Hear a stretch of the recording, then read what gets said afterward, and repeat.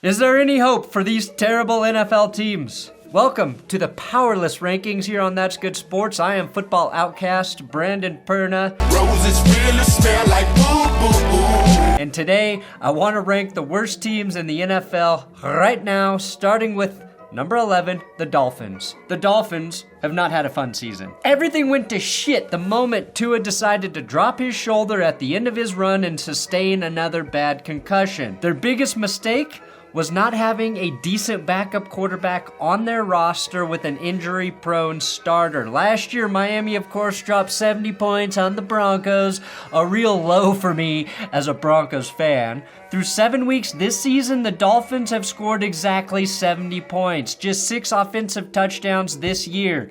Dead last in the league, which I believe is karma for Mike McDaniel, who of course grew up here in Denver as a Broncos fan, was the Broncos ball boy. He should have never hurt us like that. Never, Mike. Now, nobody was more excited about Tua's return to practice this week than receiver Tyreek Hill.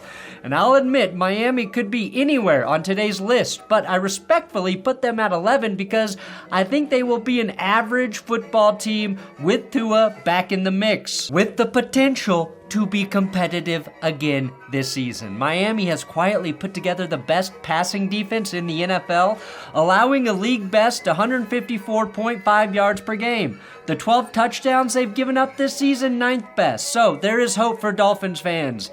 Give Mike McDaniel a little grace and see what happens over the next 4 games, Miami. We'll bring back the little wheel for the Powerless rankings, okay? We'll spin this guy at the end, and we'll see who it blesses. Number 10, the Jets. My, New York. You got Aaron Rodgers. You got Davante Adams. You fired Robert Saleh. You demoted your offensive coordinator, Nathaniel Hackett.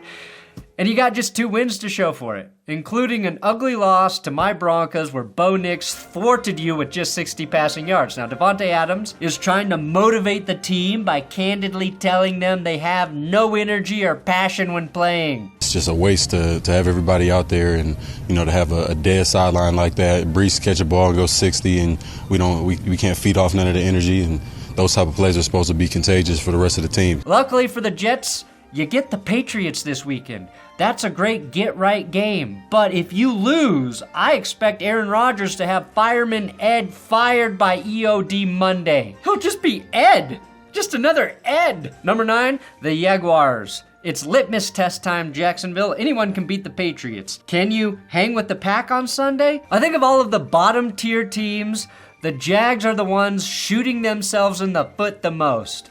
Calling your feet Swiss cheese caused by exit wounds would be a compliment. Lucky for you, I don't really think Trevor Lawrence is the problem. Unlucky for you, if he is, he's already been paid. Now, the trip back from London is long, and I'm honestly scared Doug Peterson will have erased all memories of why you kicked the shit out of the Patriots via that 10-hour flight. 10 hours of Dougie P drinking at 35,000 feet.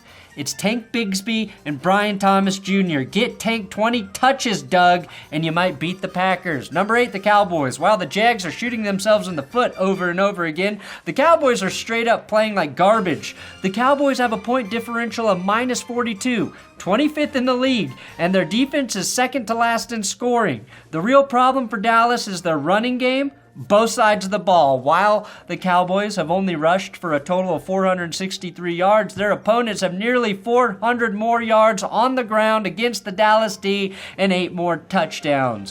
One of the lone bright spots for the Cowboys this year has been the limitless range of kicker Brandon Aubrey, but now he's missing time due to jury duty. Even the judge was like, no, you gotta serve. You're not gonna help the Cowboys win any games anytime soon.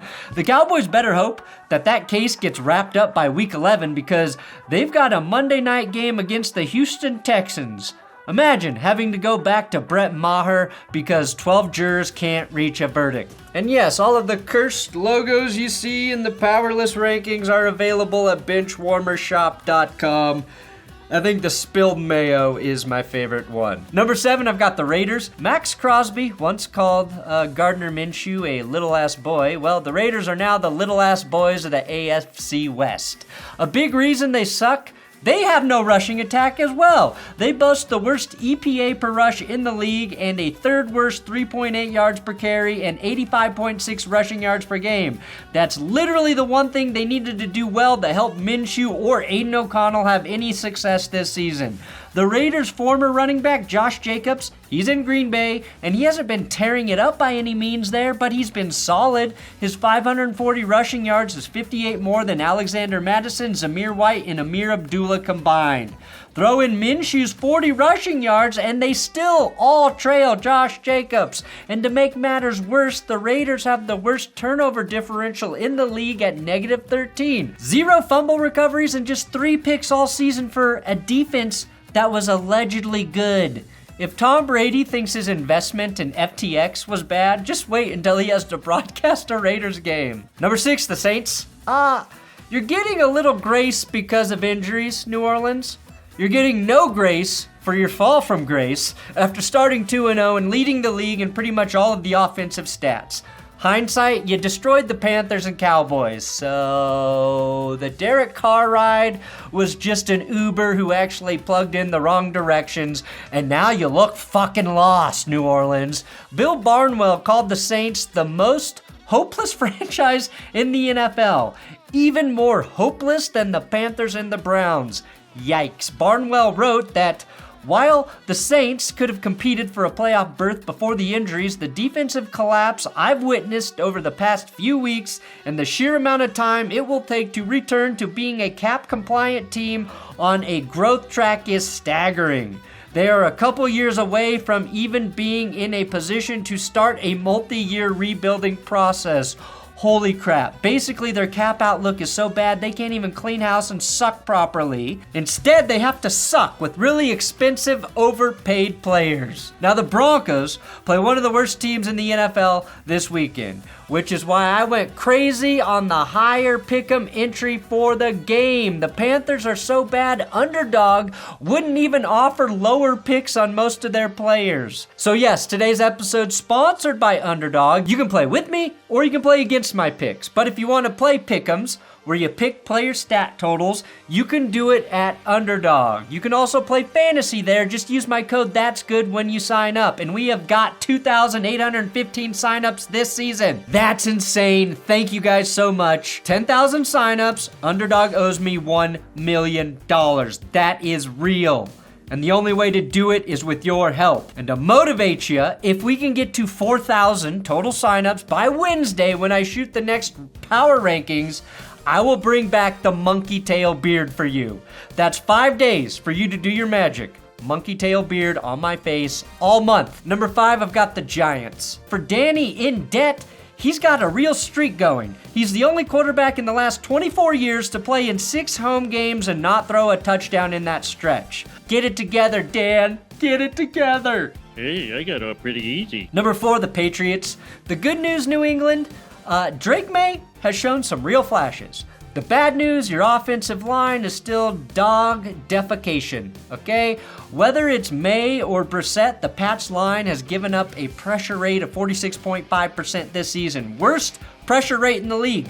That's 119 total QB pressures, also worst in the league.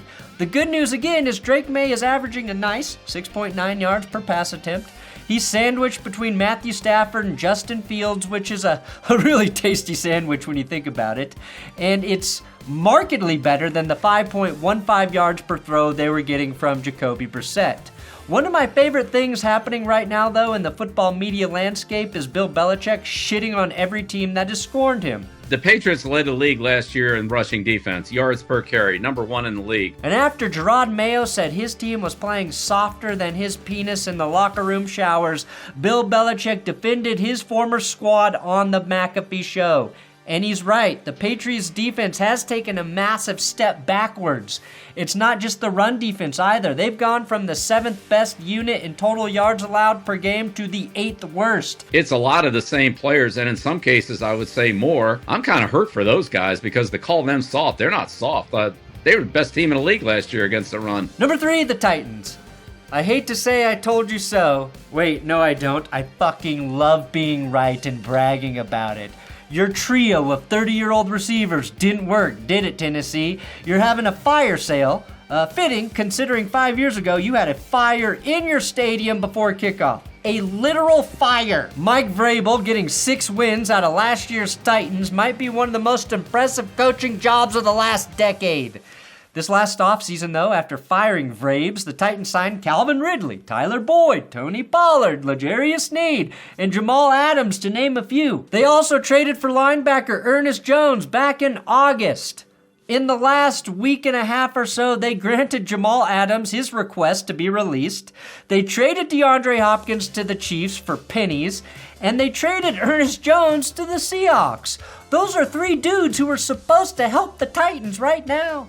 Will Levis has not been good, and he's been fighting through an AC joint injury. The only quarterback who has been worse overall than Levis this season is Deshaun Watson in terms of a per-play efficiency. Levis has a passer rating of 70.7, which is also second worst behind only Anthony Richardson, and Derrick Henry is obviously sorely missed. He simply leads the league in rushing yards and rushing touchdowns. Tony Pollard is 17th with 400 yards behind Joe Mixon at 401, and Mixon has missed multiple games. We all know King Henry wouldn't be on a 2,000-yard pace in Tennessee, but Jesus Christ, you dum-dums, how much would he have helped Will Levis in his sophomore season? Who the fuck is making personnel decisions in Tennessee? It feels like everything the Titans have done in the last 9 months has been wrong. And you know what? Knowing Jay Cutler lives in Tennessee, I blame you for his DUI as well. Number 2, the Panthers. Spot 2 might be generous for you, Carolina, but I need to poo-poo on the number 1 team. Andy Dalton's 1 win for your squad looks a lot less impressive now that we know the Raiders are in the power bottom 10.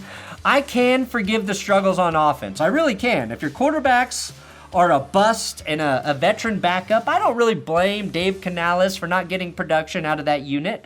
What's unforgivable is the Panthers' defense giving up 27 touchdowns this season.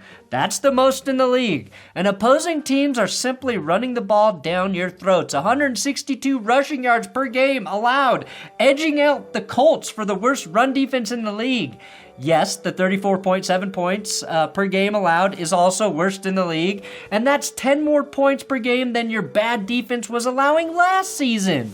The Panthers may be a train wreck, but Andy Dalton and his family were involved in an actual car wreck this last week. Thankfully, they're all okay, but Dalton did sprain his thumb, which means Bryce Young will get the start this week against the Denver Broncos. And I'm guessing his league worst 4.81 yards per pass attempt won't get any better now that he's facing a healthy Patrick Surtain and a top 5 passing defense. And number 1, the Cleveland Browns. If the majority of your fan base is relieved when your $230 million quarterback goes down with a horrific injury, you are number 1 in the powerless rankings. You have no power. Your 2-time Coach of the Year handed over offensive play calling duties to Ken Dorsey, the guy the Bills fired because he was getting less out of Josh Allen. Either Kevin Stefanski really hates Jameis Winston, who will start for the Browns, or 2 negatives equal a positive. The greatest surprise this season would be if Ken Dorsey could make Jameis Winston look like a complete NFL QB. Browns fans are literally longing for the days when they were a lovable 0-16. It's sad. The Browns are suing the city of Cleveland over a battle for the stadium, as the team wants a new domed stadium to play in, probably to keep God from being able to see their sins every week. And to be the best of the worst, you must be number 1 in some terrible category. And the Browns are producing the fewest yards of offense per game. They're the only team in the league to not score 20 points in a game this season.